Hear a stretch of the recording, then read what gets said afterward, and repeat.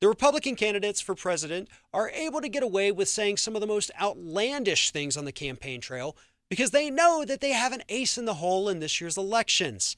Thanks to a combination of gerrymandered districts and voter suppression laws, Democrats, even though they're polling ahead of Republicans, are going to be facing an uphill battle to win the White House. Joining me now to talk about this is attorney Seth Katz. Seth, I think a lot of people, they look at the polls, they look at the head-to-head matchups of Democrats versus Republicans. Democrats come out winning every single race, but the thing that people aren't necessarily looking at, and they really need to, is the fact that this is already a rigged game. I mean, we don't even have nominees yet, and this game is already rigged in favor of the Republicans because of these voter suppression efforts. Tell us a little bit about what's happening. You know, it's really one of the downfalls of our current democracy. And to quote Hillary Clinton, what are the Republicans afraid of? What part of democracy are they afraid of? What they're doing, and you're right, Farron, you go around, you hear the polls, and the pollsters are going to people that will end up not being permitted to vote because of changes that the Republicans have made in their various states. I mean, there was a challenge in the Supreme Court to Indiana's voter restriction law. And Ted Cruz wrote an amicus brief when he was the Solicitor General in Texas. Basically, his argument was, I'm just going to look at my notes, that Indiana didn't have to show any examples of voter fraud in order to enact this law. Why? Because there is no right to be free from an inconvenience or burden in voting, as long as you can still vote if you've got the right. So he's saying you can enact as many hurdles as you want to show that I am eligible to vote. And what that does is it suppresses voters coming out. I mean, there was the changes to the laws in Florida under Rubio as a senator led to 7-hour waits at the polling places. They're eliminating online registration. They're eliminating early voting. All in the name of, we have to do this, that, and the other thing. But really all it is, as you said, a way to rig the game. And it's interesting that, a lot of the people currently running for president, you talked about Ted Cruz and Marco Rubio. We add to that list Jeb Bush, when he was governor of Florida, handed the 2000 election over to his brother by purging, tens of thousands of people off the voting rolls, cutting early voting, stopping the counts. Chris Christie has restrictive voting laws in New Jersey. Kasich, my God, what he has done in Ohio is probably worst of all, essentially making African Americans just almost completely ineligible to vote. And not once during any kind of debate, which is common, has this issue come up. Not once during any interviews these people have done on the corporate media has any of this come up. They're getting rid of democracy and getting away with it because nobody's holding them accountable. Even Michael Steele, the former head of the RNC, has criticized the Republican Party for the voter suppression efforts that they've undertaken at every single level. And what they've done, what he says is, we want people to get out and vote. Well, really what the Republican Party wants is people to stay home and not vote. Because what they're trying to do, even the voter restriction laws in Texas allow someone to use a handgun permit as sufficient identification to get into the poll, but they won't let a valid student ID get in for a college student. Why? Because they know that younger voter is more likely to vote Democratic. So if they can eliminate the ability of voters that are likely to vote Democratic, they can rig the game. Chris Christie said it best in 2014. The Republicans have to control how this election goes. And how are they going to do that? They're going to do that by allowing who can get in and pull the lever.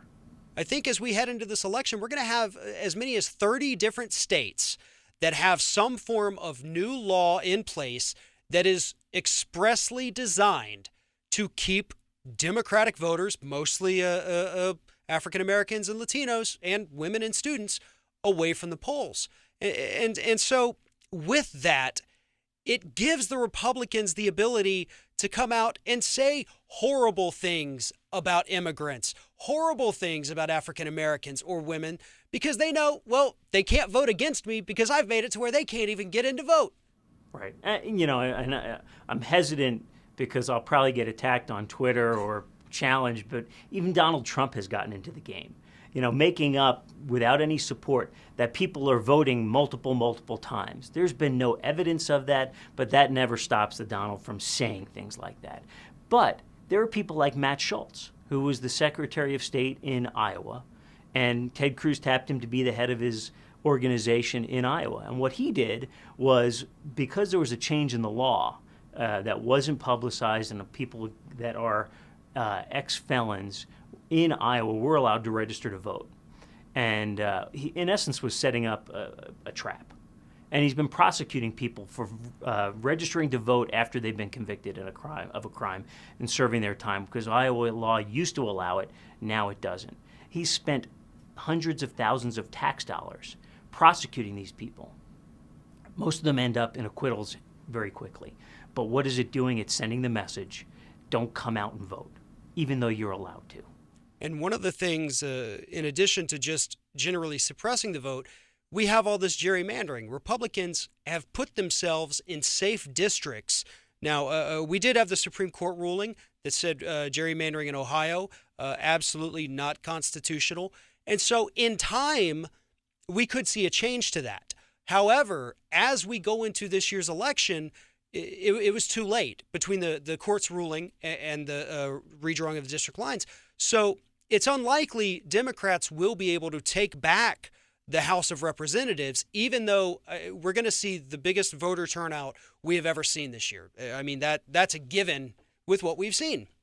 But even if most of those people are Democrats, it's still going to give the Republicans the advantage because, again, the system is rigged to where they can't lose. I mean, they can say the most outlandish and outrageous things, kind of like Trump saying, look, I could go out, shoot a guy, and I'd still be in first place. And that's probably true. I mean, 'cause he can't lose. Right. Hey, you know what? It has come to that point in politics where it's really no longer about governing. It's about getting reelected. So what do? You rig the game to make sure you get reelected. This way you don't have to worry about what your policies are. You don't have to speak to any of the issues. You don't have to address the issues that will help the country. You can make your statements that are going to pander to your base, whether that base is the far right, the not so far right, whichever you think your base is. And as we know today, it's the far right. It's the evangelical right. So Ted Cruz and Marco Rubio can go and pander to that base, and they can get away with it. Why? Because they know they're safe. Why? Because they've set the table. They have the ace up their sleeve, or they're counting cards, whatever analogy you want to use. But, it's always in favor of the House. And the biggest issue is that, which you just hit on, is there's no more intelligent discourse. We don't have to have these Republicans out there like the Democrats are. They're debating policy. Bernie Sanders and Hillary Clinton, they have fundamental disagreements on policy, and they discuss those in their debates. They discuss those in interviews. When you get the Republicans up there, it's all talk about, well, my wall is going to be 20 feet and the Mexicans are going to pay for it. Well, mine's going to be 25 feet and South America is going to pay for it. That's the kind of discussion you have when you don't have people worried about losing an election, and it just dumbs down the entire political discourse in this country. And it's a shame because the voters are the ones who suffer as a result of this. Absolutely. And even there was a video clip yesterday, I think it was, or maybe the day before, of Jeb Bush making an appeal in New Hampshire to a small group of his supporters, where he was saying, I will not be a divisive person. You don't have to be the divider in chief. You don't have to be the acrimony in chief. And what happened? He was attacked for it. He was attacked as being soft. He was attacked as being too progressive. He was attacked as not representing the conservative views. So, you're kind of in a box. If you're not pandering to your base, especially in a field today where there are so many Republicans. I mean, there were Republicans that dropped out of the race that I didn't even know were in the race. So if you've got that name recognition, but you're not viewed as strong enough or aggressive enough, or I'm not going to negotiate with the Democrats, or I'm not going to make any progress to make lives of people in this country better. All I'm going to do is build a wall and keep people out. I'm going to keep people safe. I'm going to carpet bomb ISIS. It doesn't matter. You're safe because you can say whatever you want because of the gerrymandering and the rigged political system that's currently in place. People would rather get reelected because it leads to future wealth than govern and help people today, help Farron, your and my children, our children's children, and our grandchildren's children, to make sure that this country is great now and in the future. Seth Katz, thank you very much for talking with us today. This is an important issue, and it's one we're going to stay on all year long. Thank you very much. Thanks, Farron.